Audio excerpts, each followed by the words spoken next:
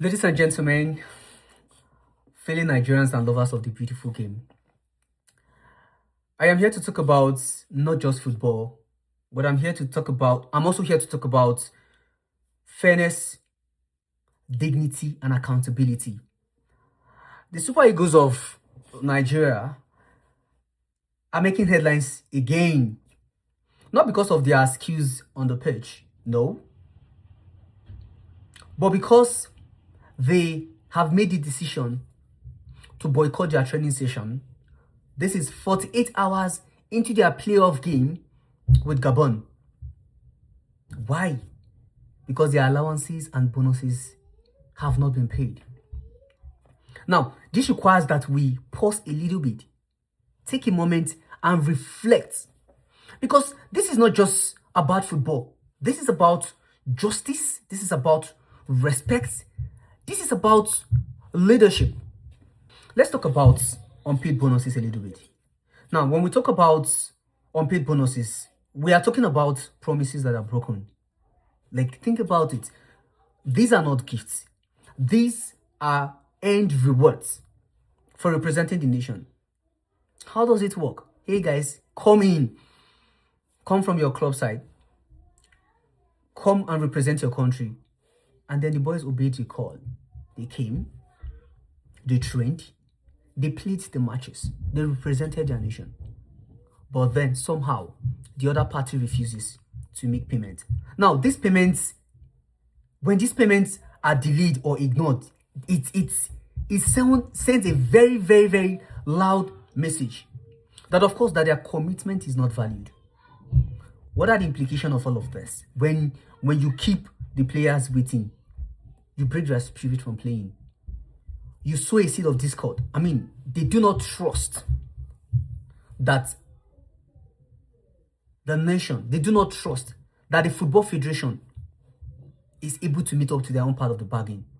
And then, of course, while all of this is happening, one thing is sure, that it all exposes the management within the Nigerian Football Federation. It says everything about their inability to live up to the standard of their books. So when the players decide to boycott, it is not an act of rebellion. We need to get that. Oh, there are critics out there who believe that, hey, they are not supposed to boycott. They are supposed to wait in there. Think about it for a moment. Boycotting is a way to show their frustration.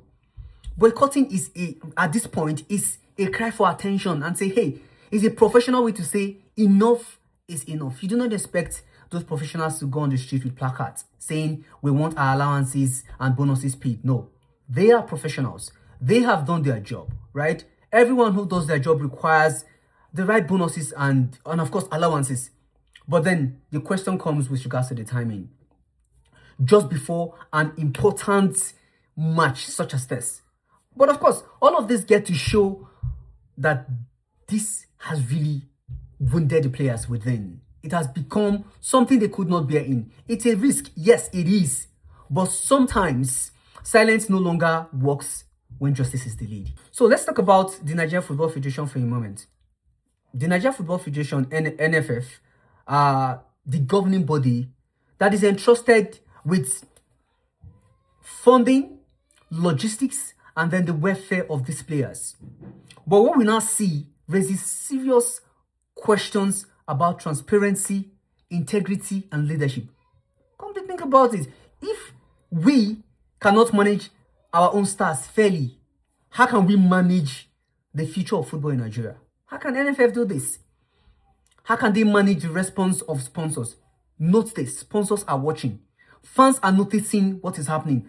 The world is taking record of everything that is going on. This is not supposed to be for an organization as big as NFF. Player welfare is not something that should be neglected. Player welfare is not a privilege. Oh, yeah, we're just giving them this bonus No, it's not a privilege. It is a necessity. They have earned it. These guys have kept their own part of the bargain. They have sacrificed their time, their energy, and they have risked injury to carry out the flag for Nigeria, 100%. But of course, you know what? When they are neglected, their morals drops 100%. When they are ignored 100%, their loyalties fade. We are humans. When they are disregarded and disrespected, the entire system suffers. And that's what's going to happen. Guys, let's be honest. Let's be honest. No, this crisis, affects more than our camps in Morocco. They are there in Morocco. And then to the common Nigerian, to an ordinary person on the street, it might not be anything serious.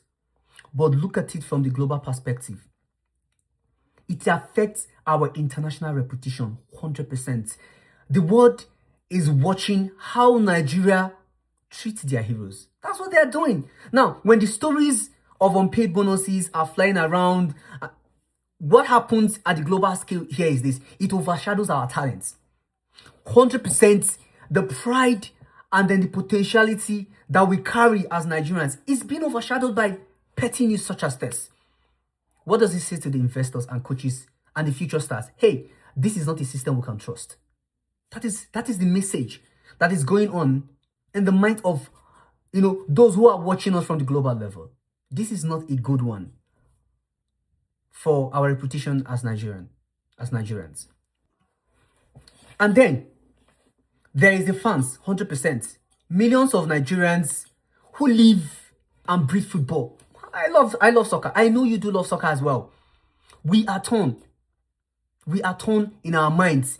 Right now, some stand with the players, some of them understand, their pains. Others feel let down and afraid that qualifications might just be affected by all of this.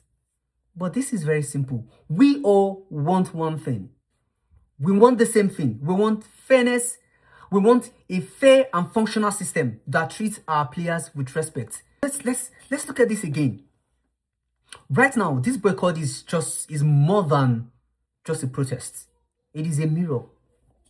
What does it mirror? It's a mirror that reflects the struggles of the ordinary Nigerian who give their best, but yet go unpaid, unseen, and unheard. Now, it is a reminder that when leadership fail, even those who carry our pride will one day say enough is enough. Then, of course, conclusively, so today, let this serve as a wake-up call. The NFF need to fix the system. They need to fix the system. The leadership needs to honor their words. To our players, I would only say stay strong. Your courage has spoken a lot of millions. Your protest tells us a lot of things, and we have heard you. Now, but because this is not just about football, it is about respect, accountability, and then of course the soul of our nation in general. Let us build together. Let us build this nation together. Let us do better. We need to act better as individuals. When we are in position, we need to work together to ensure that such situations do not happen. Please, Super Eagles, I would beg us, I will entreat us not to allow this, bring down our morals for the game. We want you guys to come in strong again. Osimhen, we want you to come in with your banger. We want everyone to be in their best. Hopefully, NFF, please rectify this. Take care of this. This is not what we want at this point. We are bigger than this, to be very honest. Nigeria is a great nation, and we shouldn't be going through all of this back and forth over something simple that could be done easily. God bless the Super Eagles. God bless Nigeria. Hopefully we'll get things right.